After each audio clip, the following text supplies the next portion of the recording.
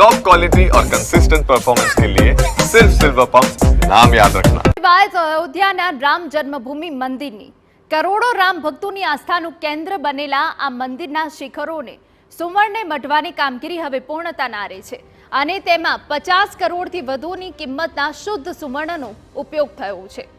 અયોધ્યાના રામ જન્મભૂમિ મંદિરનું નિર્માણ કાર્ય આ ડિસેમ્બર મહિનાના અંત સુધીમાં સંપૂર્ણ થવાની શક્યતાઓ છે।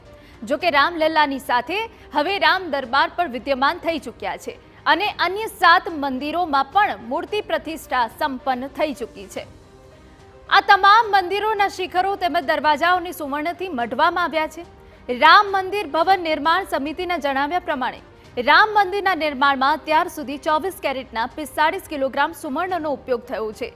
ટેક્સને બાદ કરતા તેની અંદાજિત કિંમત 50 કરોડ રૂપિયા હોવાનું જણાઈ આવ્યું છે। कुल मिलाकर 45 किलो स्वर्ण जो कि शुद्धता में 100% माना जाए उसका इस्तेमाल हुआ, जिसका मूल्य टैक्स को छोड़ दें तो लगभग 50 करोड़ रुपए होता है। उसका उपयोग हुआ है, हम उनके आभारी हैं। अब केवल स्वर्ण का थोड़ा सा कार्य शेषावतार मंदिर के शिखर पर बाकी है।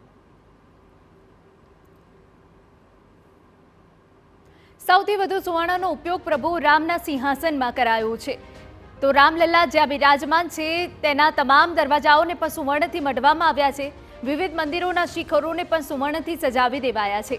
હાલ નવા બનેલ શેષાવતાર મંદિરમાં સુવર્ણની કામગીરી ચાલુ છે। ડિસેમ્બર 2025 સુધીમાં રામ જન્મભૂમિ મંદિર સંબંધિત તમામ કામગીરી પૂર્ણ થઈ જવાની શક્યતા છે।